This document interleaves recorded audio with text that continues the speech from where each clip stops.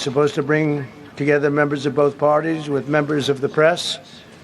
And in a certain way it did, because the fact that they just unified, I saw a room that was just totally unified. It was in one way very beautiful, a very beautiful thing to see. A man charged a security checkpoint armed with multiple weapons, and he was taken down by some very brave members of Secret Service, and they acted very quickly and have just released, for purposes of transparency, clarity, I've ordered it to be put out. You probably have it by now, put out on Truth and put out on many of the platforms. A tape showing the violence of this thug that attacked our Constitution, and also showing how quickly Secret Service and law enforcement acted on our country's behalf. Really did a great job. One officer was shot, but saved by the fact that he was wearing obviously a very good bulletproof vest. He was shot from very close distance with a very powerful gun, and the vest did the job. I just spoke to the officer, and he's doing great. He's in great shape. He has very high spirits, and we told him we love him and respect him, and he's a very proud guy. He's very proud of what he does, Secret Service agent. And we looked at all of the conditions that took place tonight, and I will say, you know, it's not a particularly secure building, and I didn't want to say this, but this is why we have to have all of the attributes of what we're planning at the White House. It's actually a larger room, and it's much more secure. It's drone-proof, it's bulletproof glass. We need the ballroom. That's why Secret Service, that's why the military are demanding it.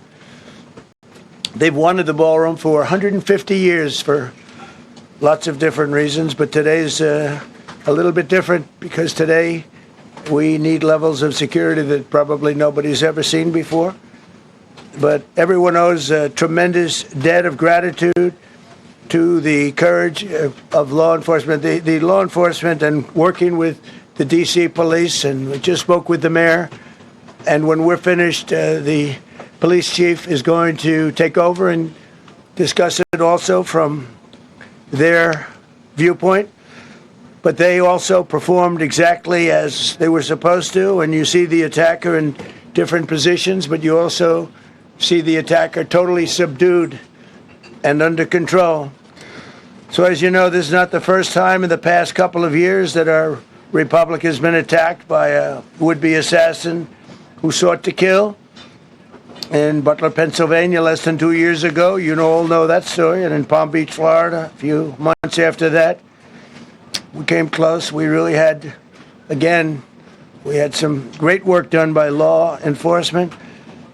But in light of this evening's events, I ask that all Americans recommit with their hearts in resolving our difference peacefully. We have to resolve our differences. I will say, you had Republicans, Democrats, independents, conservatives, liberals, and progressives. Those words are interchangeable, perhaps, but maybe they're not. But yet everybody in that room, big crowd, record-setting crowd. There was a record-setting group of people, and there was a tremendous amount of love and coming together. I watched, and I was very, very impressed by that. But First Lady and I were taken very well care of, very quickly rushed off the stage. Vice President J.D. Vance, who's here, was likewise beautifully done. He was just saying how quickly everybody acted, law enforcement, Secret Service in particular in this case, but law enforcement. Marco had the same thing. Pete was there. Pete didn't want any help. He didn't want anybody to help him. He doesn't want anybody to help him, but he did get some, didn't you? And I think you also said that it was very impressive. So with that, I'd like to ask Todd Blanche to come up, say a few words, and tell you it's already underway. The man has been captured. They're going to his apartment. I guess he lives in California, and he's a sick person, a very sick person. and we don't want things like this to happen. I think it's very important that I say, though, and I told the representatives of the evening, they did such a beautiful job. It was such a beautiful evening. And again, they're talking about free speech in our Constitution. That's what it's all about, not just White House correspondence. It was really based on free speech in our Constitution.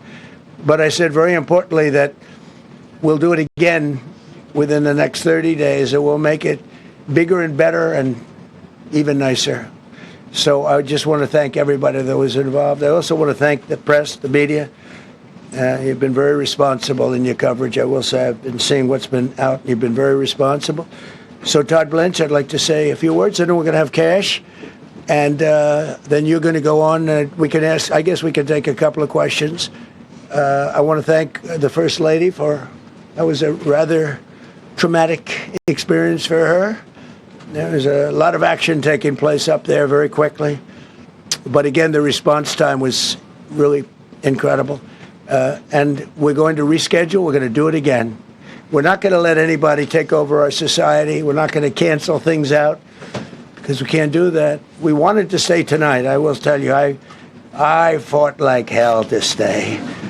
But it was protocol. They said, please, sir, because they didn't know there was a lot of action going on, and they didn't know could there be probably a lone shooter, but we'll find out. We'll find out very quickly. They have it very well under control. So I want to thank everybody very much. And